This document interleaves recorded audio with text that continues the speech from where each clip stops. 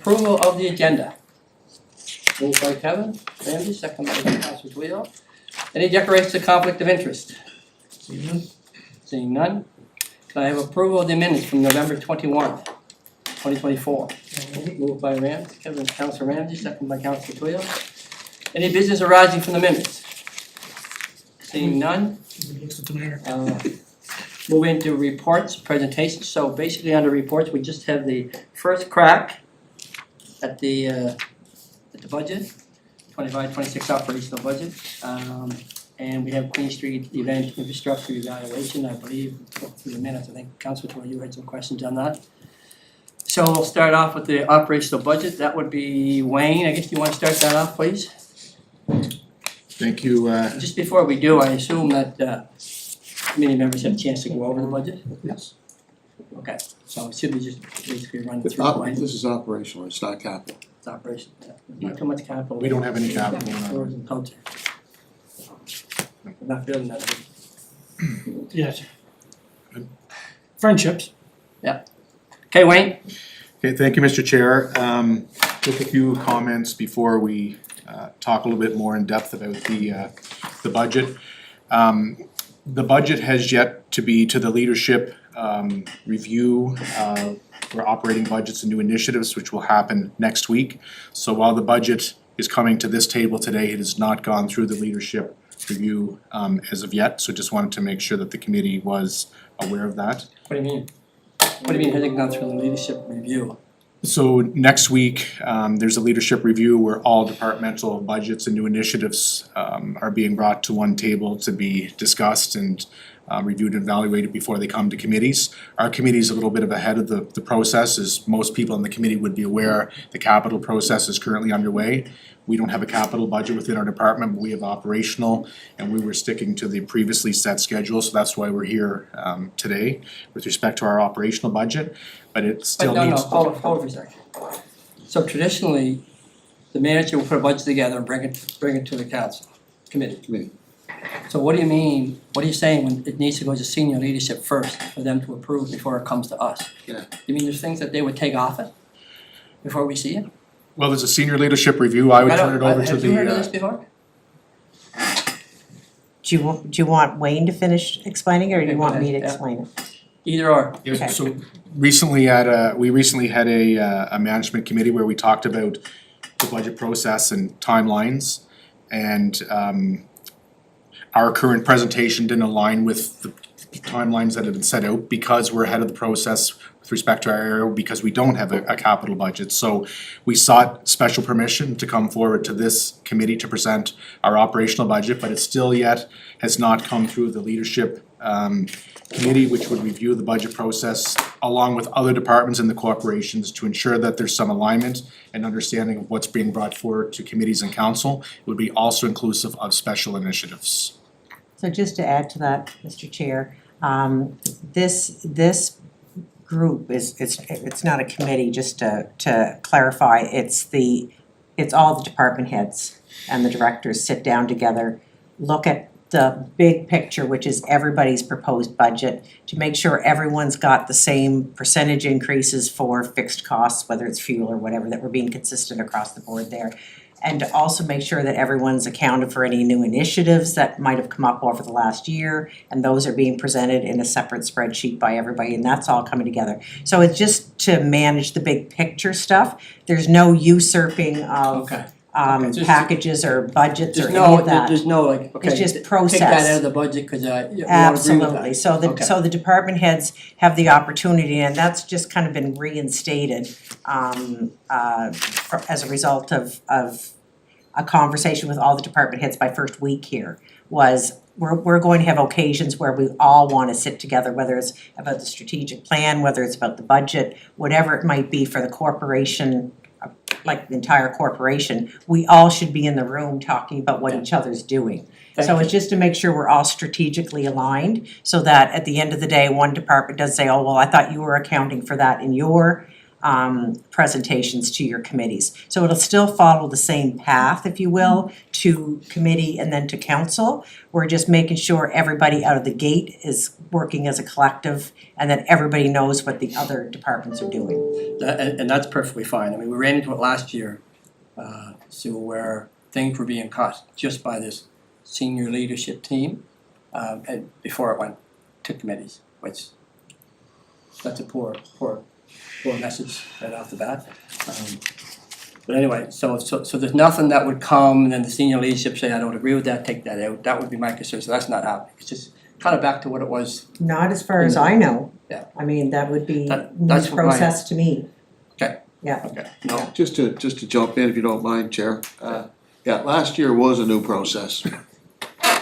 And it was probably one of the, I've never gone through a process like that before, where the elected officials were just, brought in the 11th hour and more or less, here it is.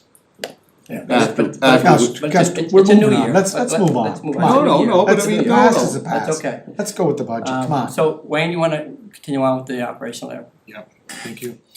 The other thing I would remind the committee is that while we do operate as one department, we have two divisions within a department. So I'll speak to some of the budget today, Laura will speak to some of the budget. And there could be other areas where we ask other staff to jump in, given the nature of our budget and the dynamics of it. So the two kind of divisions within the department are economic growth and attraction and event management and tourism. And the budgets are structured somewhat like that, although there is some overlap in various areas given the nature of the department. Also, a good portion of our budget is tied directly to agreements, partnerships, and other initiatives that we have on the go with external parties. And I think you would see that reflected in some of the notes that we put into the budget document. And for those of you who have been around this committee before, you'd be familiar with that. And Wayne, can I see you just speak up a little bit louder? The other item is, we do have two initiatives, but we will not be bringing those forward today directly. We still have a bit of work to do on those, so this is just a first step in the budget process. We'll come back to the February meeting with the second part of the process, and we will bring our new initiative documents and other support materials forward to the committee at that point in time. If you're looking at the operating budget from last fiscal, which you also have in your document, and it would have been in the budget printout book that came last year, I just want to highlight a couple of items under the business growth and attraction budget under the line item of business development. It shows $56,000 in the documents which you have or any documents that are online. There was some amendments made after the budget. There was an additional $25,000 put into that budget. It was an accrual for an economic development strategy that flowed forward. And Okay. also under business growth, there was So wait now, the economic development strategy, what was the change? $25,000 was accrued from the previous budget to come in to to the current fiscal that we're in. Yeah. So on the documents that you have from finance, it doesn't show that funding as flowing forward, so the 56,000 is actually plus an additional 25,000, Okay, okay? okay, yeah. If you come down just a little bit further, under the 76,000. investment tax program, Always got it, okay, yeah, you may recall that council agreed to approve a couple of additional applications just outside of the budget process, and an additional $70,000 was added to the tax investment program. So the the 121,000 become 191,000, and you won't see that in any of the documents that you have either, as there's no internal document that we can print that shows that beyond manually entering that in, other than behind the scene, programs in the back end of the financial system, I guess I should say. so in this paper you gave us today is 24-25, the 363, so 25-26, you're doing 364. Yeah, I'm speaking to You're speaking on this? on the current fiscal that we're in right now, not the budget we're gonna talk about. Okay. I'm just making you aware there's a couple of amendments because those numbers are not reflected in the documents that you have, yeah. Can I just ask, Mr. Chair, so I'm looking at your online budget, page 8. investment program, which you just talked about, right? Yep, Okay, so you have 4 of 5, 5 of 5. Some of these are coming to an end this year, so next year we won't have them. Like Canada's Island Garden, $48,460. This is the last year for it. There's actually about 4 or 5, it's the last years for them, right? yep, they all have lifespan, Okay. George. But I think he wants to go over the current, and then we're gonna jump into this one. We'll ask those questions when he Yeah, jumps into this. Yeah, okay? so I'm looking at the current one, page 27. Let's finish this one first. Yeah, I'm going right back to page 27 and about, so you have 140,000? That's what's in the budget book here. In the budget, in the budget book, It was 140 and then it went up to 198, and then for budget 24-25 is 121,000. the budget book that we have That's right here. is, can I see the front cover of that document? That's 24-25 budget. We passed it. So this document is printed from the city system, it's right here in front of you. Yeah. If you look, the tax investment program, and this aligns with the accounts that sit within fraction today, 121,000 was approved and we added an additional 70,000 post-budget. Yes. So that's not in my book here, so that's here, okay. So good. it would be a total of 191,000. And that plus 70 is for the 25-26 year, correct? No, that was for the 24-25 year. Which ones, So it was the arts- Did we backdate PEI BioAlliance? No, what happened was the financial contributions comes at the point of substantial completion, so that's the numbers that you use Right. in terms of the formula. But the budget was approved before council agreed to these items, so the additional $70,000 was put in after the budget was brought down. Okay. And So I'm just making you aware of these numbers because they weren't, there's a couple of numbers that aren't correct, and it's important that you have that before we talk about the next fiscal. Okay, I'll come back to this one, yeah, okay, thank you. Okay, so the total proposed budget that we're bringing forward for the 25-26 fiscal is $3,526,278. For the most part, unless the committee wants to go through line by line in the budget, beyond the report that's in your package, there is an increase of about an estimated 5% in the budget overall. And we've listed the items that are driving that increase, so beyond that, we're at a status quo level. These are the specific items though that are driving the 5% increase, so depending on how the committee wants to proceed, we feel that our focus should be on the additional elevation of the budget versus going through status quo line by line items, especially given that most of the budget or a good portion of the budget is tied to partnerships and agreements. And I think it's pretty straightforward, and that's why I asked if everybody went over it, so I think what I like to do is, if anybody went over and they have questions, then ask the questions in that particular line item. So I don't know, Mitchell, do you have some questions on the budget? I have one, Chair. Do you have some? Yeah. Okay. Wayne, for the Charlotte Islanders. Yep. We gave them an extra 50,000, was it, during COVID? Or 20, I can't remember. Through the chair council, you are correct, we have an agreement with the Islanders, a 5-year agreement, which still has a couple of years left on it. And within there, council has agreed to up their contribution to council to a certain point, and then it'll return to its original contributions. So what's the 5-year agreement? There was a 5-year agreement that we signed with the Islanders and With that boost in there? mhm. Okay, because I didn't think it was 5 years. That's Yeah, all and right. it will return, we have a formula that shows where it will return to original investment, which was $125,000. Because the old one is 109 plus training camp, I think it was, something along that line, or those figures close Yeah, to it? and then we upped it to the additional contribution to help them. When's the 5 years up? I don't have that in front of me, but I wanna Third year. say Third one year. more season, maybe, 2 more? Oh, it could be 2. 2 more, yeah, two more So hockey 3 years, seasons. yeah. No, was it, you know, So, Mr. Chair, just to keep on track, Do you have any more questions? no, he's just that because I approved it when I was there at that time and we did the press during the COVID and I thought it was 3, so it's my mistake. Why it was 5, but You good? I'm great.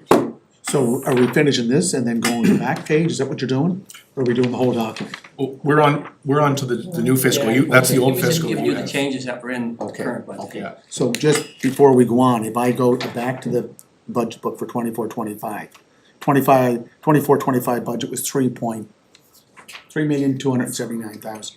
What's the, just tell me what the budget is for this year. The budget for this year is in this document right here, $3,526,278. So you're up by 300,000 less, okay. And the items, your worship, Just- we can go through line by No, line. no, I If you don't want, want to. but our focus is on the increase to the overall budget, and these are the highlight areas within Excuse me. the budget that are driving that increase to the budget. Was there any particular item, Philip, you wanted to ask? I'll go through, I like to look at the events that we're looking at this year. Okay. And I Wanna go think to events? Wayne has, or the staff has, the events that we will look at, that's the one I wanna see. So your worship under. Not ready up way, just continue where you're. Okay. So, Just one second, Mitchell, do you have any questions on that? No, keep going. okay.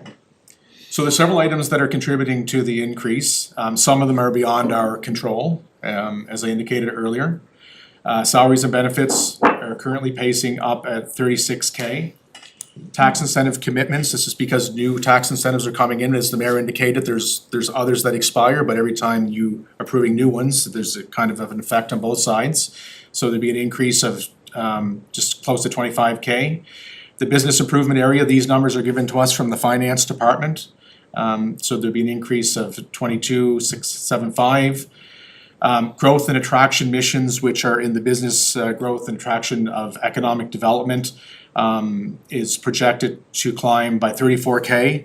This is due to elevated partnerships which we have with the federal government, Global Affairs Canada. It's leveraging funding in order to be in the marketplace internationally with our partners at Innovation PEI and the Can Export and Invest Canada contributions of Global Affairs Canada. So we hope to get a good contribution that would match that. Given the importance of having the chair of the committee or an elected official of the committee in some of the growth and attraction missions or deals that we're closing at times, it's paramount when you're pitching a deal to show that you have the support of the electorate, and there's times when an individual has to travel to be a part of those missions. Over the years in the past, some of those expenses were incurred through the mayor's budget, depending on where we were and what we were achieving. So we've budgeted an extra $10,000, and we have a good forecast in terms of where we're going to be in the market over the next year as well. So it's an area of focus for us. Does that go from 5 to 10? Or It went from 4 to 10. 4 to 10, yes. Yeah, so it'd be Okay. an increase of 6, correct? Yes, Sorry, Counselor, it went an additional 10 on top of 4. It's 14,000. so it's 14,000, Yeah. okay. It climbed by 10,000. Confederation Center of the Arts, the grand in lieu of taxes, will rise at an estimated $9,500. The Guild is requesting an extra $62,000 in operational funding. Wayne, on the, what's going on with my eye, anyway. The Confederation said the guild taxes in lieu, is that just from assessments? It went up 9,500, the tax in It lieu? would be from assessment. And that, okay. Yep. And then the guild is 62 on top of the 62 we give. So they requested an additional $62,000 in operational funding. Oh, okay. Yeah. And they made that pitch recently at, Yes. to council. Well, they didn't have an ask here when they were here. They didn't have a financial ask. They come in and told us they'd be having an ask, but didn't have it then. So did they do it to the, No, They that, did though, no, right? yeah, It was Didn't have in the the, ask it was for in the it. document they presented, yeah, so, but that was also conditioned on, they were gonna get increased funding from the province. which is happening. So we know that already? I don't have the number in front of me, but we do know that that's happening. Okay. So on that, if I may speak, do we keep funding that every year?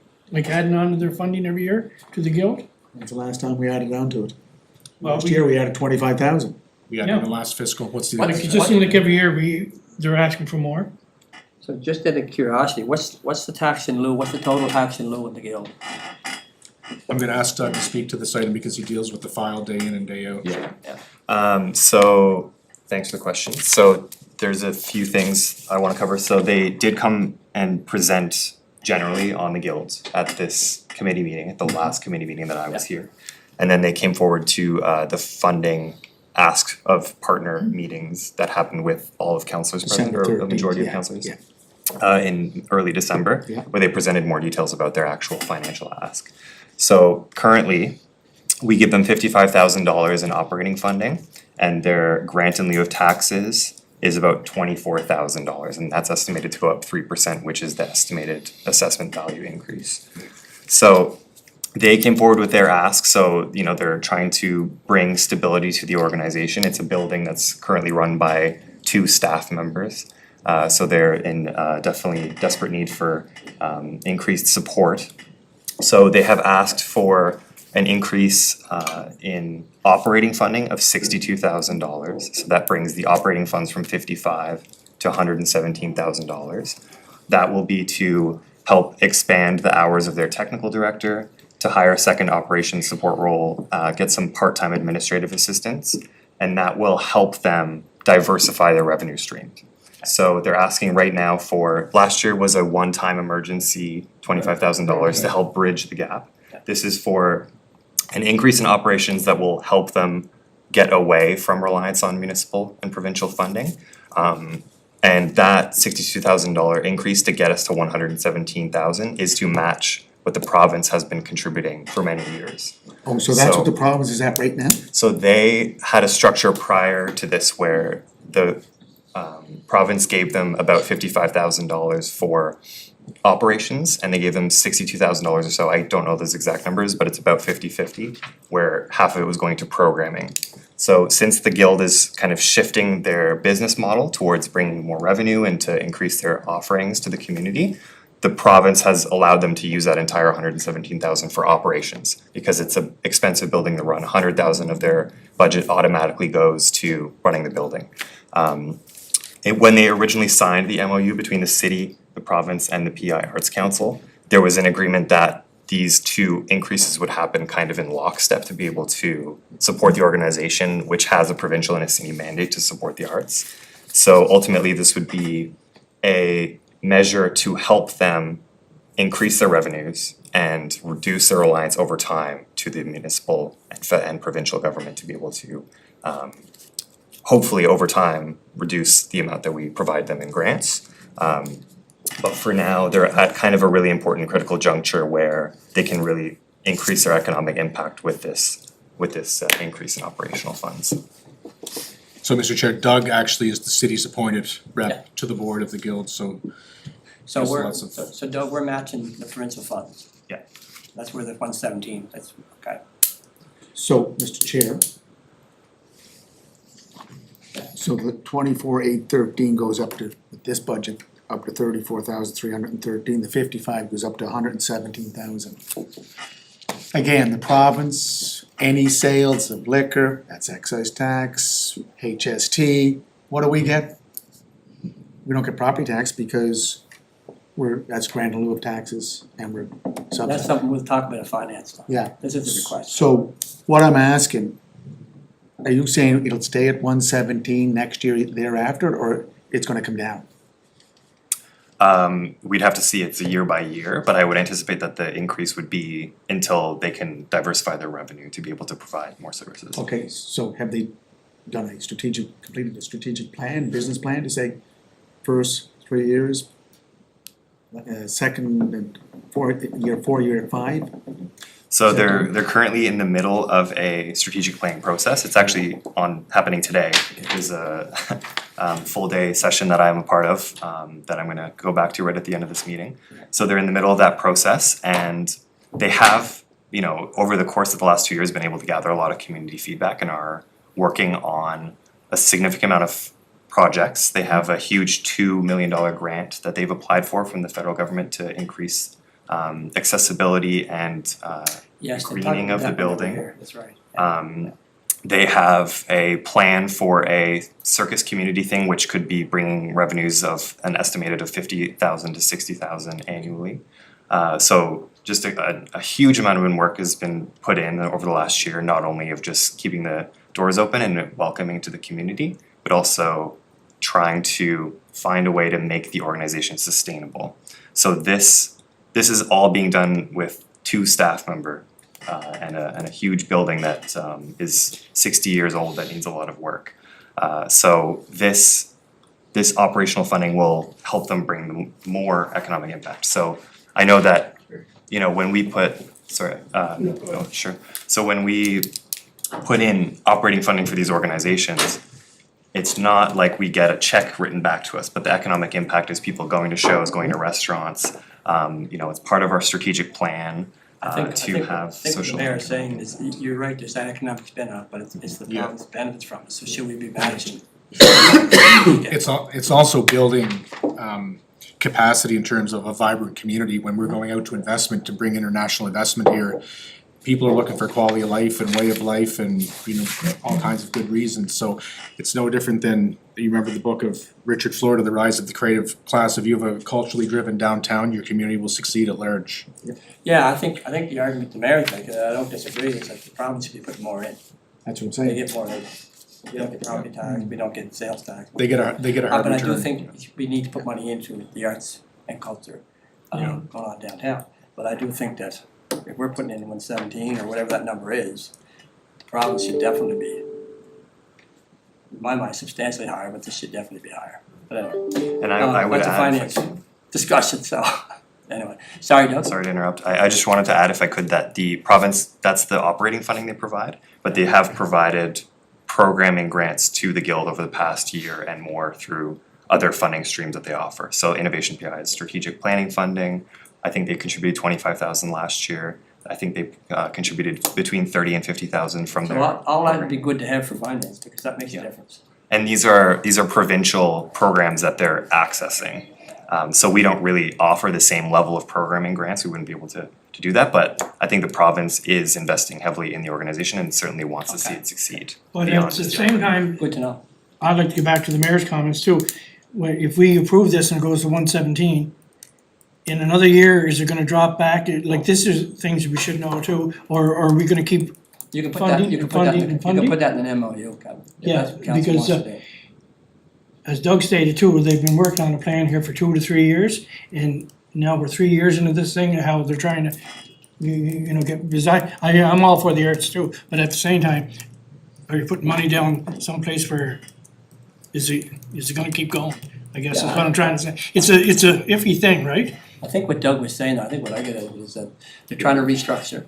And they do wanna get away from relying on the subsidy, but it's gonna take them some time. But that's been going on for a So- couple of years too, the restructuring. Well, if it goes to finance committee, is if they can do a 3-year MOU, they can do a 1-year and see what next year brings, so. Anyway, let's move on. So you Thanks for got that, arts and culture grants and awards tonight. Yeah, so Mr. Chair, arts and culture grants, the committee would be aware of council endorsing Doug's hard work recently on the cultural policy and some of the directive that he receives through the Arts Advisory Board. And again, back to the mayor's point a few minutes ago, he wants to see a further breakdown on the hosting grants. We also have a breakdown for the arts and culture grants as well, and we'll go through those in a moment, so you can review those. And then the Arts and Cultural Awards is hosted every couple of years. Obviously, costs are elevated. Doug is also looking at a partnership potentially with the provincial government. Do you wanna speak on that briefly, Doug? Yeah, I did read that, I don't know, it must have been in the minutes, I did read where they're talking about the committee joining forces with the province, I don't understand that. Yeah. Makes Yeah. sense. Yeah, so the province currently hosts the PI Arts Awards, and they went through a period where they weren't offering it, and they're now back to doing it. So this is they did the second one recently, and they're planning on doing a third one next year. It's typically in the fall. So we do ours. That was a directive from a previous Arts Advisory Board report that came out in 2013, a task force for arts and culture who recommended that there be a city arts awards. That was a time where the province was not offering it. So there is a arts and culture awards that happens that's run by the city every 2 years. Aside from the pandemic year in 2020, that's taken place, and the last one was in 2023, so 2025 would be a year that we'd be offering the Arts and Culture Awards. Because the province is also planning on offering their PEI Arts Awards around the same time of year, potentially within just a few weeks of each other, because ours is typically at the end of October, theirs is early November. The Arts Advisory Board has provided a directive for us to consider opportunities to collaborate on an Arts and Culture Award that would have one or several Charlottetown focused awards. Instead of having our own separate events, this would be a way to kind of celebrate the arts of the island, but have a special focus on Charlottetown as well. I personally, I think it makes a lot of sense. It enhances their awards and we still can as long as it's provincial city, the city gets recognized. Yeah, and it would take place in Charlottetown ideally, and they host their awards at the guild they have in the last few years. So this would be, it wouldn't be taking place in Kincora or somewhere, it would be here in Charlottetown. Right. Exactly. Any questions, Mitch? I guess I wanted to ask about the, the funding, the request this year for the 62,000. Well, I don't wanna go back to that. Has any attempts been made to reach out to ACOA? Yes, so I think that they've actually received a co-funding in the last year. Again, this is stuff that I'm aware of as a board member, but I can get more information on. They recently did work in their theater to remove the old stands that used to be there. Yeah. And I believe that was funding from ACOA, so they have been accessing federal funding. They have several plans to be able to apply to other federal funding sources, including the Canada Council for the Arts, ACOA, they've been working really hard to access any possible funding stream that they're able to. And they've been pretty successful so far, and I think with this major $2 million infrastructure project, that'll show even more of a vote of confidence from the federal government. So they have been accessing pretty much every funding stream that has been available to them in the last year, with an impressive 2 staff members. So, Okay. Doug, just to follow up, Okay. talking about the Arts and Cultural Awards, and I think that's great. Well, in terms of supporting the arts and culture community, what are we doing differently? Say, this year or projected for the next few years, what are we gonna be doing differently that's not status quo, so we can get, offer our full support? I mean, it's nice to have awards, but there's a lot of people out there in the community that are, just getting by. And it's really challenging for them. So what are we doing to actually help them? I mean, is the Arts Guild open to all of the arts and cultural community? Do they have full access? Do they have to pay, for example, rent, or do they have to lease space? And what are the challenges there? Like, what do we do, I guess, Doug, the question is, what do we do to eliminate the barriers? Would you like me to answer that from a kind of a more general services that the city You offers, start or there, more yeah, specifically? from a generalization perspective, yeah. So. Well, I think for me, I'd like to stay in the budget. I'd like to get through the budget. That's a question, Mitchell, for that, and that has nothing to do with the budget. That's just Well, more I know, but I operational mean, than- it's right in there, Terry, it says, Yeah, but it's you know, operational. so I'm trying to get an understanding. What if, We are funding, right, Wayne? yeah, Mr. Chair, what if we went through, given we're in arts and culture right now, what if we reviewed the arts and culture grants to give the council a bit more understanding of who some of the partners are and the work that Doug's doing? No, but I'm talking with the broader community, that's what I'm interested in. Mr. Chair, this is economic development, tourism, cultural development. Economic tourism concept. You're talking, that's a socio-economic issue, I think. Yeah. We have That's why I to, just wanna continue on the let's budget. zero in on this. Wasn't the guild Continue supposed on, to- alright. The guild's not, does It's the for guild the not arts, support for the the arts, isn't it? arts and culture community? Yeah. Yeah, so you're talking about those in the arts and Anyway, culture. never mind, We have never money mind, in there never for that. mind, Continue Not on. making it? never mind. Perhaps given we're on this discussion on arts and culture, why don't we review the arts and culture grants right now, which formulate this 50, whatever it is there. Okay. This is not in our package, this is, This is supporting the Okay. number. We always bring forward additional documentation for the grants, there's a lot of questions around what grants are being considered within the area. Doug, do you wanna speak to any of these? Sure, yeah. Quickly? So if I may, so this is the grants that we received, the grant applications we received. And there were 18 arts and culture organizations that were proposing funding this year. Can we blow that up a little bit? If if you you, do, then. you can cut off the kind of right notes and comments, I can just speak to it. You see that? So, yes, so we received arts and culture grant applications from 18 organizations. And the way that the decision was made, so we prepared, obviously, we have our strategic plan, which helps make the decision. We have our cultural policy, which called for an increase in arts and culture funding in the city. And we developed a scoring matrix that considers the alignment with strategic plan and cultural policy, what kind of cultural impact these organizations have, including professional development, skills development, how many paid artist opportunities are there, and the importance of that organization or the services they offer to the arts community. We also looked at the potential to engage new or underserved audiences, as well as improve the access generally from the public to culture. We also kind of looked at what their funding sources were. Do they have a lot of other access to other sources of funding? Are they heavily reliant on the city, or is it more that they're looking for support in a capacity to be able to further their objectives and help the arts community? So we took all of that. We had this mandate to increase the amount of funding that was available through the strategic plan and the cultural policy, as well as the fact that arts and culture was the top in the top 5 priorities of council in the last financial plan.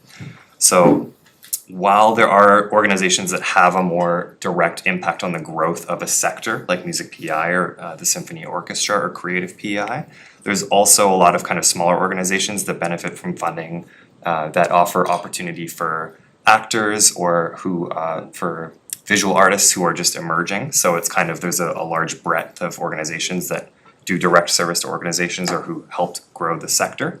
And we kind of measured all of this to be able to provide this breakdown of the arts and culture grants that we're providing for this year. So that total amount of increase, there are a few arts and or organizations that are included in here that are summer concert series that were previously funded through other It was a transfer. it was a transfer from one budget in tourism and events to culture. So that represented about $11,400 that are just moving to arts and culture so that it can all be kind of in one place. But overall, the request is to increase the arts and culture funding that's available by $50,600. So that's a pretty significant increase, but it does increase the ability of the arts and culture organizations that we have supported historically for many years, or who are new organizations that we're funding either as a one-off or just because they have a certain production that will bring a lot of interest to the city, to a total of $123,500 for arts and culture grants. So again, this kind of aligns really closely with the strategic plan, with our cultural policy, with council prioritization and the financial plan. And one of the key things that I think is important based on Councillor Tweel's comments and also just generally is we want to know what kind of an impact this has on the community. So I've been working hard with some community partners to develop a data collection initiative where we'd be able to see, we've invested this much in the arts, it's led to this many opportunities for artists. It's had this much kind of an economic impact. We know from sport and tourism that there's often, you can kind of say these events have had this much of an economic boost to the city. I'd like to get us into a position, whether it's next year or in future years, to be able to demonstrate that same value. And I think, I don't want to throw a million numbers at you all because you're seeing them all today, but if you just look alone at Canada's GDP contribution, culture contributes 2.2% of that GDP versus sports, which is 0.3%. So the economic impact of culture across the country is about 7 times greater than sport. It creates jobs, creates opportunities for people to export their products and put cities like Charlottetown on the map, and just has the ability to position Charlottetown as an arts and culture hub, which draws more tourists, has more economic impact, and just generally helps grow the appeal of Charlottetown as a place to live and work for a variety of reasons. And in 2011, we're still experiencing the afterglow, and the foundation was built as the cultural capital of Canada, something that we should be very proud of. So, Just for clarification, Doug, on the projected increases in these funds, is that being presented as a new initiative going forward, or how is that wrapped up? You said an extra 50,000? So it would be an increase to the budget line that's miscellaneous arts and culture grants in our. Right. And Sue, we've been given directive that if something falls naturally into your department, if you do it on an annual basis, it's not considered a new initiative. Okay, okay. Yeah, but it just follow, it's just the 50,000 though, is that just transferred from another budget? Or is it new money? That would be new New money. It is new money. That's why I'm asking the question. Yeah. Because, I mean, if we're trying to do status quo budgeting as much as possible without a tax increase, then we need to be mindful of all the areas in the budget that are projecting new money requests. Because at some point in time, we'll have to decide where we're getting it from within our budgets. So if it's 50,000, if the council decides at the end of the day, we do need $50,000 more for this particular piece of business, we need to find it somewhere else in the budget. So that's why I'm asking the question. Yeah, no, good question. And is it considered status quo because we're basically on the same numbers we were last year? The overall department? Well, Status quo. we're is more than only- status quo right now, but to Sue's point, like how do you manage that internally? So in a typical budget, we would have come forward with a new initiative, but we've been directed to, if you have a line item that accommodates this on an annual basis, no different than the next budget, we'll talk about event hosting. We're into the game of event hosting, and we have strategies and commitment from council to go out and secure all these events, but they're not treated as new initiatives, they're treated as ongoing incremental growth, but it has an accordion effect in that file where it'll go up some years and down other years, but this one doesn't. This is a straight increase. Okay. Can I just ask, so we're looking Okay. at third, just asking, I wanna just ask, so we're looking at the third column, 123,500, right? Yeah. And then if we go up top, it's 117,55, but that doesn't include the tax. Those are long-term partnerships. No, I know, with- but it's all part, I know. But just remember CCOA, when they made their presentation about this capital ask they've made, It would go away. that That would go 50,000 will away. drop. Yeah, They made it, Goes away. will go away. Yeah. Yeah, so just make it clear that So has that been part of the budget? that is still in the budget, so that it's could. being held here now until we give them further direction. Okay. Any other question on the Yeah, budget? just one last point, so growth on GDP, arts is 2.2%. And the money we spent on sports, it's 0.03%. The Wow. economic impact. Well, yeah, growth on GDP, gross domestic product. We put a lot of money into sports. With Sport- sports capital. But sport tourism is one of the fastest growing segments of tourism in the country, $7.2 billion annually. But Doug's argument right here is it's only 0.3%. It's not much, It's not only, it's still a huge amount. It's just that the. it's less than 2.2. Don't be telling our Parks and Rec Committee chair that. I think it's just meant to show that there is a Wasn't what I major just economic said. impact of. He doesn't understand the formula. Wow, formula, that's good. There's always a formula. Let's keep moving Scales, on there, Mr. Chair. economies of scales, It's a Mr. very Mayor. special formula. Yeah. Economies of Thanks scales. for that number, Doug, I put that down here in my book. So in the, But I would- It's I probably would- argumental, but. I would like at a later date, would like to get into the, the whole arts and culture community involvement, participation from a philosophical point of view. And, what are the options, what are the opportunities? I'd like to examine those, I really would, Doug. So I'll tell you what, Doug, can you put a list together of all the grants that we give to help people that he's acquiring and email it to him? I talk to people all the time and they go, they find it hard. Yeah, but they may not know all the programs, so they'll give you a list. so these documents, this one and then the one that Laura will speak to in a minute under event hosting, which has a lot of detail, Cindy will forward those to the committee. Okay, perfect. For example, just one question, Doug, do we have anything regarding any incentives, people that are involved with film? Yeah. Want to produce film, is there something Phil that? and Pete, yeah, right there. Yeah. Film PI, Yeah, $5,000. Film Going up. PEI, no, I'm talking, not talking film PEI, I'm talking what we do as a city. I see what you mean, yeah. What incentives do we provide? Yeah. Not film PEI, that's a province, correct? No, that's No, that's that's our an grant. organization. Is an arts and culture organization. They have a rental space where people can rent film equipment and they do a lot of industry and sector growth. Okay. So they're asking for some money for operation support, so, and they've asked for $7,500, so that's one example.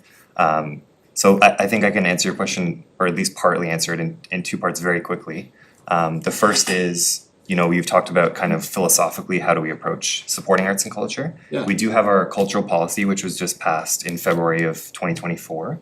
So it identifies some of the challenges that are facing the community that were discovered through a sustained engagement process. And the strategies and actions of that cultural policy are meant to address those challenges. So one of them is to support industries that have a lot of potential for growth or who create a lot of job opportunities. As an example, film is one of those things where it is seeing a lot of growth because of significant support from the province of PEI. So in terms of what we do for film, grants is one part of it, but we have an example of a production that's hoping to film in Charlottetown in March and April of this year. So we meet with them, we see if we can get street closures as needed. It's treated sort of like an event in some capacity. So we offer, you know, potentially some in-kind services or supports in that way. So that's both a high-level answer to your question, but also more specifically, there's several ways through which the city can support that aren't always necessarily financial as well. You should actually sit down and have a one-on-one with him, because I I'll will. overall FYI. So, Mr. Chair, just again, going back to this sheet that was given to us, page 21. Doug, under cultural initiatives, 24-25 budget was $166,500. Right? Right there. Yes. So you're adding, it's gonna be almost double that, correct? Yes. Okay, so 166 is going up to over 300 and, close to 330,000. If you look at the 117 and the additional money for miscellaneous events. And just under miscellaneous events, where's the reconciliation roadmap and DEI initiative? Is that under another item? So reconciliation roadmap sits within the cultural. Where's that budget. at? Cause last year it was 100,000. I think 50,000 now. Yeah, it's 50,000. The other 50,000 is for DEI, which was just lumped into our department, but nothing has moved on that. So that's part of the increase, the 300 we're up to for cultural initiatives? So can you clarify what, so we're So- not increasing by 150,000? Well, no, but if I look at cultural initiatives, it was, in this, from our budget book last year, page 21, it's 166,500. For cultural initiatives. Yeah. So that includes several things, including public art, and a lot of other Was that initiatives. include all that you put up there? No, Yeah. that's No. a separate line item. That's the grants line. That's the item. grants. Which would Specific. include the Yeah. So the Confederation grants is Center. $539,313,000. And the 100,000 that you just asked about is in that line item. So it is 100,000, like, is that gonna be presented today in these? It is. Okay. But 50 of it is just sitting with us, that's not really involves our department, the DEI grant. So does DEI have a budget in the budget book? No. No, Where does it fall? it's kind of floating Right there. around, Should fall with everyone, yeah. Right, I know, but it has to go somewhere in the line item in the budget. yeah, so that's where it resides, Last year Right was, now, it's been sitting with this With- department. department. so The it'd be 100,000 reconciliation again? roadmap is something that our team will be leading. But- We're kicking You're that off talking, this Phil, year. are you still talking the reconciliation? Yeah, And The so there's roadmap. 50,000 in the budget right now. no, it's 100. It was 100 last year, But it's not this year, we only Not this budgeted the 50,000 for reconciliation roadmap in our and budget. the other 50's going somewhere else. It'll have to Going move to to the- another budget. Yeah, DEI What's the initiative. roadmap? I mean, what are we doing with it? That's to get our city up to the same level as other municipalities on recognizing truth and reconciliation. I just wondered what it was, All right, let's move on to first I heard of it. events and attraction. So Cindy, can you bring up the hosting and Laurel can speak to those? You can do Okay. the same thing, just get rid of the notes. Okay. See it. We should have this. So this goes back to the mayor's question about the event hosting line item. Based on the annual events that we have that have applied for grant funding and then the attraction work that Wayne has been doing for the 25-26 fiscal. we have $684,000 in grants and hosting fees that we are proposing, which is a year-over-year decrease of $23,100. So as Wayne mentioned earlier, this line item is a bit of an accordion depending on what is actually being hosted. So we have seen some savings here. Anything that's currently in yellow, because this is an open forum, these are events that haven't been publicly announced yet, so we are under embargo for those. If there is a specific question, we can address it after the meeting. And as those events are announced, obviously, they'll be placed into the budget under their actual name. One thing that I will highlight is during, I guess it was the spring, Wayne, that Dan had recommended we budget to include a reserve Of for 50,000. sport events or festivals that end up being attracted after the budget process has closed. So we have proposed $50,000 to do that so that we won't have to go back to council if Wayne does have success in attracting more business after the budget has come down. If we don't attract anything else for the fiscal, then the money would remain unspent. It's just a reserve that's gonna sit there. And any use of that funding would also have to come to the committee for approval.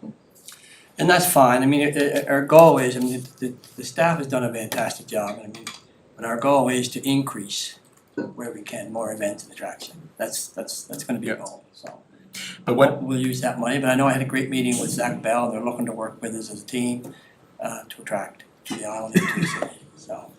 It's good to know there's a little extra money there, but we hope to save some too, because, the conversation also circled around. Traditionally, they like to do a one-third funding with a COLA. And it doesn't seem fair that they get 10% of the revenue coming back from sales and we get nothing but overtime, or police costs and everything else, so he recognized that, so I think some of our hosting costs should cut that. So it'll be one of those things that's gonna be per event, we'll have to sit down and have that discussion. I think, just using the Grand Slam of curling, I think, let's use a figure of 500,000, and we're paying 2, and Providence paying 2, and Cole and Surf pays 100. Hardly seems fair, and you have a spin-off of, $5-6 million, and they get 600,000, so it costs them, they make 400,000, we have extra costs. So he recognized that, and he's prepared to work with his staff to make changes there, so between that extra, we should be okay. I will also highlight, for the most part, any of the larger annual events that we're funding through this line item, we are leaving at status quo in terms of their asks. There are 3 events that we have elected to give an increase in funding to. The first is the Charlottetown Christmas Festival. It goes back to strategies that the city, the province, and Discover Charlottetown are all aligned that Christmas is a period of growth that we want to invest in. So we traditionally, over the last number of years, have provided $10,000 in funding towards that overall festival, in addition to the events that the city leads as part of the umbrella event, like the Christmas parade and the tree lighting. Those budgets obviously are contained within the tourism. So you're saying that particular budget you want to increase? Yeah, so we've proposed an increase from $10,000 to $15,000, and that's included in the $684,000. We've also proposed increasing funding to the PEI Pride Festival from $5,000 to $10,000, just based on the scale that the event is at now. Things are growing every year. Just so I have a better understanding, Laura. Yeah. So the Christmas one that we traditionally do, we do the Christmas lighting, we do the parade. Yeah. So what would extra money do? What kind of improvements would we see with that? So Or is it just- the Charlottetown Christmas Festival is the 6-week umbrella festival that is marketed and run by Discover Charlottetown and their partners. So all of the events that happen during the holiday season fall under that marketing umbrella. So when we're marketing the Oh, so destination. it's not just the parade and. Exactly, when we're marketing the destination over that 6 to 8 week Right. period to come spend the holidays in Charlottetown, Discover Charlottetown is running all of that marketing campaign, so it's an investment into the marketing and the programming that's going behind that. and Mr. Chair, it's, you would formally know it as Wintertide. Yes, Winter tide, and then there's winter dye. exactly, and then the third event in much the same capacity that we're looking to increase funding to is Scarecrows in the City. Discover Charlottetown has been notified by funding partners that it's really more of a beautification effort. There's not a whole lot of room nights and metrics that are tied back to that event specifically. So they are anticipating a reduction in funding from other funding partners. It really does help when we're bringing things into the city in the fall, it makes the city feel alive. So we have recommended increasing funding from $5,000 to $10,000 to keep that program going this year. We can reevaluate based on where other partners come in, if that's something that we want to continue. You wouldn't happen to know what partners are dropping it. I believe they're anticipating that ACOA for sure will not be providing funding because the PEI Events Innovation Fund that has run through the Tourism Industry Association of PEI the last few years does not exist anymore. So funding is going back to ACOA directly, and we've been notified that they're likely redirecting funds into larger ticketed events that have more measurable metrics. So they're anticipating that funding being cutting, and then the province, in other words. the province is also probably looking to reduce their funding for that particular event. So those are the three that we're kind of looking to give a bit of a bump to. Yeah, they wanna invest more in events or attractions that they can actually have sales and get their money back plus. Exactly, yeah. Is there any specific questions on the hosting line item? Those are the only changes really, that you're highlighting. There's some new events obviously that have been added based on what's actually taking place in the calendar year. I have noted there's a few requests that came in higher than we're recommending that we actually fund, so those are noted in column I if the committee is interested in seeing what those are. So the Shellfish Festival requested $15,000, but we're recommending that the city's contribution remain at 10, as they can also access surf funding. Same PEI thing, Marathon? PEI Marathon had requested an What does increase the province as well. get? What does the province give for the Shellfish Festival? The province, offhand, I'm not sure, but they do contribute significantly through a number of departments. It's probably close to $100,000 Yeah, I don't know the over number, multiple departments. Mr. Chair, but they use it also as a festival, but also as Shellfish an marketing tool. exposure for industry, so you have shellfish marketing, so you also have agriculture involved, there's a number of departments. We'd have to come back with the information. Yeah, so Mr. Chair, so again, under the last year's budget was 707,000. 100. Yeah, we're down to 684. And this budget, as Laura indicated, has an accordion effect, it depends on our success some years it'll go up, some years it'll come down. Right, right. And the Moonlight Bazaar, I thought that was a cost neutral. I thought Moonlight Bazaar, they take all the bar, and what's our 15,000 for? Is that for Our 15,000 is promotions? it's to support the event as a whole. They don't make enough off of bar revenue to cover the full event cost. Right. So that 15,000 would be the city's contribution to giving them, I guess, reducing the overall risk to the organizer coming I think we shared that in. 3 ways. And the surf and the Yeah, and province surf and the contributes province too. contribute as well. So 555, is that what it is, or 15 No, from us? it's been 15 from us, 15 from surf, and it was 15 from the province last year as well. Yes. Yeah. Okay. Okay. Can we move on to Queen Street? Is that, everybody okay with that? No, I just wanna go back to the budget. So, when we look at the budget last year, we had 24-25. We budgeted 3,279,660. So the forecast is 3.5, did you say? 3.526, yeah. Okay, Correct. and again, I've scrolled down here, the proposed budget for 25-26 is, I can't find it here, cause when I go down on the It's on the spreadsheet, it's on the report It's in your page. report, yeah. yeah, but if I use the spreadsheet, can you Yes. just show me in the spreadsheet? It's not calculating. Oh, okay, The total amount for the proposed budget is 3,526,278. That's And the it's in your, 5% it's in your decline. yeah, report. okay, but for last year's budget, 3,279,000, what's the forecast? What's gonna be the actual? A little over 300,000 in increased expenses. You mean what's left over? What's the No, for forecast from 2020, this year? 20, Oh, current fiscal. yeah, the current fiscal year, what's, I can't find it here. Yeah, I read that.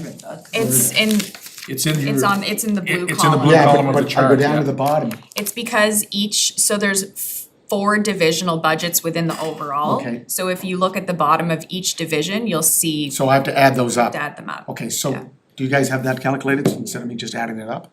I don't have the total number in I front can of me. add it up if you talk Is about it- something else for a What do you minute. have, Cindy? No pressure. No, no. Yeah, you just add those up. Yeah. Other budgets, you go down to the bottom, it says total forecast. Mm-hmm. This Anyways. is This a is platform that we're using. This is a finance produced document. Yeah, it's not ours. Throwing finance department under the bus. Again, 3 times now, isn't it, Sue? Make you have to use your head. Yeah. And if you see $50,000 But are you floating looking around, for, are you for truth and still- reconciliation, Are you trying to see where we are on track for 2024? yeah, did we spend more for 2024, 2025? Or did we There ain't spend? left over. We know we spent less in hosting, We're thank you. We're currently projecting in the current fiscal that we would be underspent by about $150,000. So 379, 3,279,000 minus 150. Minus 150, But you need to remember, a Some of- significant portion of that is reconciliation, yeah, roadmap, 100,000 and of DEI it funding. is the DEI and reconciliation roadmap. Did you spend any of it? Wasn't- No, you didn't spend any. No, so really, we're about $50,000 $50,000. underspent. And $10,000 of that was also what we budgeted to go to Ashabetsu, and then the trip was canceled, so we were pretty much bang on with our estimates. And do you have it in this year's budget for? To host them, yes. Thank you. So that program still goes, does it, Laura? I think you're named there for a minute. Ashabetsu? Yeah, Yes, it's still operating year from year? it is. We haven't hosted or traveled since the pandemic, so Right. we were hoping to re-engage this year, but And if it timing doesn't didn't work, and now they're in the middle of a mayoral election, so Oh, we've just okay. paused it. No, I didn't hear much on it. I think it was our turn to go there, wasn't it? Yes. It was. Yes, Yeah, Yeah, yes. that's a good trip for you, big dog. No, All right, that's can the we, office of uh, the mayor. And Mr. Chair, just before you conclude And the this, CA, like, and the CAO. while the number wasn't totaled there, we're not being critical of finance. Finance has an enormous amount of pressure on them to produce these budget documents. It's just unfortunate that it's not in one of these, But I think, and Sounds- in all fairness, Wayne did warn me that this is a first go at this, and some of the numbers are gonna Yeah. change. No. So, At least they underspent, they didn't overspend. we'll be back at this again. But anyway, it is pretty straightforward. Can we move on to Queen Street? 1 o'clock there now, so Queen infrastructure, then infrastructure evaluation. I will say that Mike did up this report, and it's really for information only. If anything was to happen on Queen Street, that would be between Queen Street and Public Works, so. Mike? You got the floor. Thank you, Mr. Chair. So the full report is on starting on page 18 of your package. I'll just provide a summary of that report for everyone's knowledge.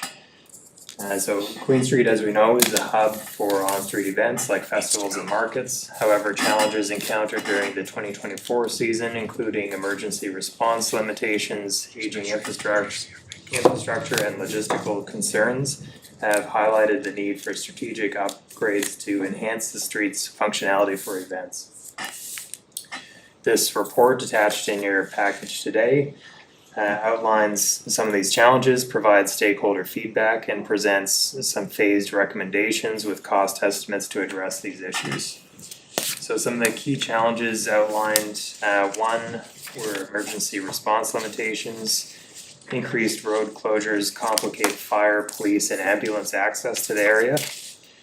Existing temporary barricades are inadequate for pedestrian safety and emergency access, necessitating modern solutions like bollard technology. We have aging infrastructure on Queen Street, just like much of the city's downtown. Queen Street's water and sewer system require replacement, offering an opportunity to integrate new streetscape improvements and event-focused enhancements. Number 3, electrical and logistical constraints. Our current power infrastructure is insufficient for food vendors and event equipment. This often leads to overloading, inefficiencies, and I know council has received a lot of feedback about nuisance as well. There's vehicle congestion during setup, and we receive feedback about inconsistent street closure processes, which cause delays and stress for event organizers. Our feedback on the sustainability and active transportation side, really highlighting opportunities in the future have to enhance pedestrian safety, encourage active transportation overall, and integrate climate resilient features like increased tree cover. In discussions with downtown Charlottetown and some of the industry partners, there's really mixed business perspectives on event hosting in general in the downtown. Queen Street businesses have varied opinions on these closures, highlighting the need for balanced approaches that consider economic impacts and overall accessibility. So with all that said, we have a series of recommendations for information, as mentioned. Short term, our cost estimates vary, between probably around $650,000 to $1 million, which would include the procurement of mobile road barricades and portable power panels, expansion of CCTV coverage and improving training for event volunteers, the development of further policies for consistent street closures and assessment of seasonal patio practices, and exploring alternative event locations to ease pressure on Queen Street. In the medium term, we're estimating around $100,000 intended to collaborate with our industry partners to create a tourism master plan which would prioritize safety and infrastructure investments, allowing council and staff to prioritize investments in the future. And long-term, costs could be upwards of $5.5 million to conduct a comprehensive streetscape redesign aligned with water and sewer replacements, enhancing pedestrian pathways, added active transportation lanes, and installation of permanent bollard systems. Upgrading Queen Street is critical to maintaining its role as a vibrant, inclusive, and safe event space while addressing stakeholder needs. A phased approach ensures the alignment of these investments with public safety, infrastructure longevity, and Charlottetown's economic vitality. And I would just note too that the cost estimates in this report are very preliminary, and we will require further refinement through detailed design and tendering processes. This will ensure final implementation is site-specific and aligns with the evolving material costs and stakeholder input in the future. So I'm happy to answer any questions that you may have at this point. Your worship, any questions? What do you, Council Twill? Kevin? Well, I guess it looks like the Cadillac version. Just one sec. Kevin? I'm great, Mike, thank you for everything in here. The only thing is that you hear a lot of different comments, and when it was moved to down by Founders Hall or wherever it was there last year, or no, down at the, Confederation. yeah, at the landing, I'm sorry. There's a lot of positive feedback on it that I heard. And there was some people wish we're still on Queen Street, but then again, we gotta be careful with the traffic, the way the world is going. You're gonna sort of look at, I'm in Louisiana and everything like that, if it's gonna stay there, we gotta get all these barriers in place, because the world is changing every day. So I'm very pleased where it was last year, and the vendors that I seen and talked to, they're very pleased with the two. So those are only my comments, thank you. Mitchell? Any questions? So your recommendations here, Michael. I'm not trying to be facetious, is this a Cadillac version? Like, I mean, some of the expenditures that you're referring to, like $5.5 million. I mean, does that mean everything that you've identified and illustrated here in this report, does that mean we should be hosting any events on Queen Street, like Farm Day in the city, Victorian Christmas? I mean, that tells me that those events shouldn't be on that street. Your report tells me that. Right?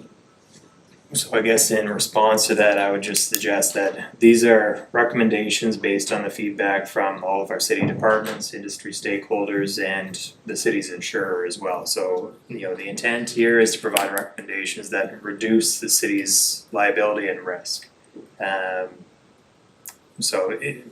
There's no permanent fix to eliminate all risk for events. I think we all recognize that, but the best that we can do is look at strategic improvements to reduce risk where possible. And That's Queen Street. the largest risk that has been identified on Queen Street is, addressing the access or lack thereof during events, in particular around motor vehicle incidents. So we want to make sure that, police, fire and ambulance are able to get into the site when needed. However, we also want to make sure that unauthorized access is as difficult as possible.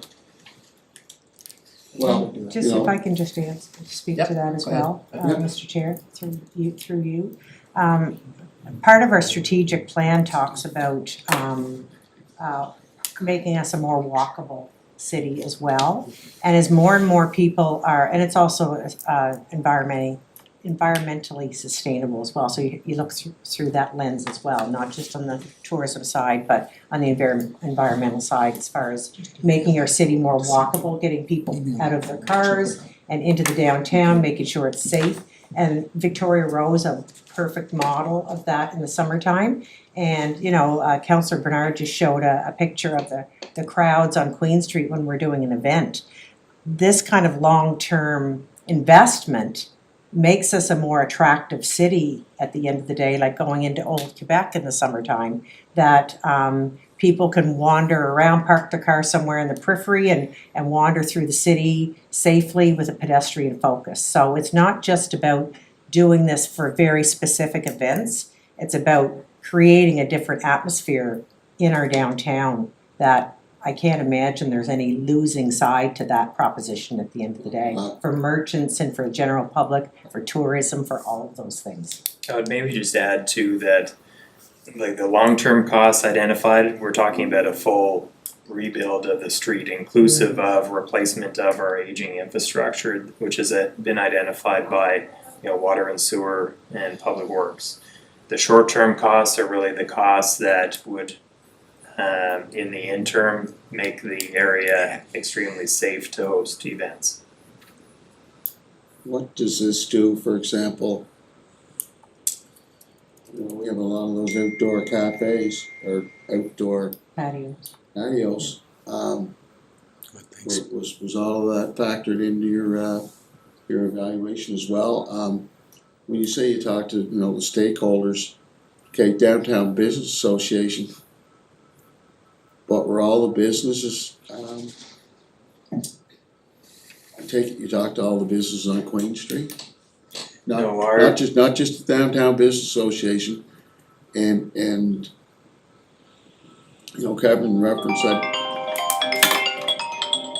Kevin referenced that he heard all positive down at Confederation Landing. I spent quite a bit of time down at Confederation Landing, and I can tell you, Kevin, it wasn't all positive. Wasn't all positive at all. No, I'm not saying everybody, I'm saying I that know, those comments came to me. But overall, I heard the same thing. Yeah, Overall, I so- heard so did it I. was But It's a I- grassy area and everything. I did talk to some of the vendors that, some cases, lost 50% of their sales. That's what was conveyed to me. Anyway, for our department though, this is just a recommendation. No, I know, Information but to us. I Yeah, just It's more, it's wanted gonna be to, public works. we're having a and, discussion Yeah, here. yeah. Some of them, when it was moved down to Confederation Landing, refused to participate. Some of them tried, it didn't work out for them. It just didn't work out. And like I said, But that doesn't work either, Mitchell. no, well, You're right. okay, so we saying now we're gonna move Farm Day in the city, we're gonna move that too? I don't know what we're doing, but all we do is, you asked for the report. I asked for the They went in, report, you got the information back. Yeah. So now, to me, this moves on to Public Works and Police. They Okay. make the recommendations. no, but we are I mean, economic it development. sounds like Queen Street's gonna get work done to it anyway, cause it sounds like it's part of Public Works' long-term plan, if I understand that right. I know there's been some electricity issues, and I know there's been a lot of power blown out, so on, so, Just one further question, if you don't mind, Michael. When you look at different street closures in other jurisdictions, did you do a comparative analysis as to what the amenities and what the necessities are? For example, like what's a template that they have that's truly required to make sure these street markets are different types of markets that are held throughout the year. Does this, just like, what is the comparison and how does it, what's your conclusion as to what they use to mitigate, the risk and safety and all those important things that need to be addressed. It just seems like, in other parts of the country, these street closures have a lot of success. And for some reason, and I would go down there every Sunday and have a look and talk to the vendors. I don't know, it's just become impossible and. But my opinion on that, Mitchell, is it has been successful, and has been very successful, Yeah. and too successful. So it probably should have been cut off so many months, and I think we continue to add. That picture, Terry, you showed, that was Farm Day in the city, that was an anomaly, right? When it was closed every Sunday, it didn't have, a massive crowd like that. It was like an even flow, I mean, it was, No, You know. and you're right, you know. and you're right, but I mean, they didn't stop having Farm Day in the city. They stopped the weekly ones. That's not Yeah. gonna stop. They stopped the weekly ones. Yeah. The Victorian Christmas was allowed to go, the Farm Day in the city was allowed to go. There were one-off events, and as you said, they're Yeah, anomalies. Yeah, so so does that mean now, with all of this, the information? No, I think, my understanding would be those anomalies would continue, would they not? The Christmas ones and. Yeah, to be clear, staff aren't suggesting that events can't and shouldn't happen on the street. What we're bringing forward are recommendations in order to make those events as safe as possible. Right, To your note about, what other jurisdictions do, generally these recommendations follow the practices in other jurisdictions. When it comes to stakeholder engagement, again, we're not suggesting that all the engagement is finished at this point. Okay. All we're suggesting is that, here are some recommendations of things that should be explored based on our industry partners. And each one of those recommendations will require further public engagement with those folks that Excuse are me. directly impacted. And I will add, Mitchell, that in the report, if you read it, it also recommends looking at the possibility of some other streets, such as Kent Street. that's right. So I mean, those are options to be The other looked at, thing- still the- downtown, and they may be better options. yeah. The other thing to note is that Downtown Business Association is not running this market anymore. No, They're not, they're no, out, no, yeah, they're out of the mix. that's Mark, Yeah. Yeah. Yeah, So- what's his last name? Yeah, that's right. Anyway, I wanna thank you for the work you did, I mean, that's a tremendous amount of work. I appreciate that, it's very in-depth, yeah, can, comprehensive, and I appreciate that, thank you. Mr. Chair, Mayor has a question. I'd like to say thanks for the report from all of you. I did speak to the mayor of Sault Ste. Marie, they have a market in Sault Ste. Marie that's similar to ours, 2 blocks. And they don't have, I don't think, the infrastructure that we're proposing here. But to back up or to follow up on what Councillor Ramsey stated, I was down there, yes, not every Sunday, but many Sundays down to Confederation Landing. I think we just have to try to make it more accessible for the vendors. I think those were some of the concerns. And more advertising that the farmer's market is now at Confederation Landing. So that's, and that has to be. It's been great for the cruise ships. Yeah, very good, very good. So that's, Councillor Twill, that has to be pushed. Now, I know, people don't like change. No, But no, this no, change to me, no, now let me no. finish, I let you finish. Okay, go ahead. The change is gonna take a little time to really settle in here, because you know what, when we had the diversity down at the Confederation Landing, the comments were that, man, I can sit on the grass. Yeah. You can't sit on the asphalt unless you are looking for something, right? It's, and families were spreading out their blankets to enjoy a like, I know Councillor Twill, you got the track, this is one place that has been underutilized, Confederation Landing. It showed that we can do more events down there and be very successful, but we just have to promote it more. I agree, yeah. And I agree, look, if sales started to increase, which I think they will, Mr. Chair, I think we'll be all happy in the end. But as for Farm Day in the city, it's staying on Queen Street. It is. And Even the other despite- events, despite the the one day, two Those events, are recommendations to make. one day, I two know, day but I events, mean- they're staying down there. I know, but I mean, he's outlined a pretty comprehensive report here. Yeah. And some deficiencies and that that exist on that street, so we're gonna go ahead knowingly, have Farm Day in the city and other events on Queen Street Correct. based, so isn't that a contradiction to his report? No, I think what we did for Farm Day in the city this year, I think there was an extra security. I think there were more precautions. I think there were more precautions taken this past year than other years, so that's gonna, I believe, And I will think improve, from talking, will be enhanced as we move on. and I think from talking to Mike, I mean, you know, some of the things that comes up is what's just happened in New Orleans and in other places. Oh, yeah. They wanna strengthen the security and get the proper structures in place. The vehicles can't come through. And I know we bought one a few years ago and it was really, it was an elephant.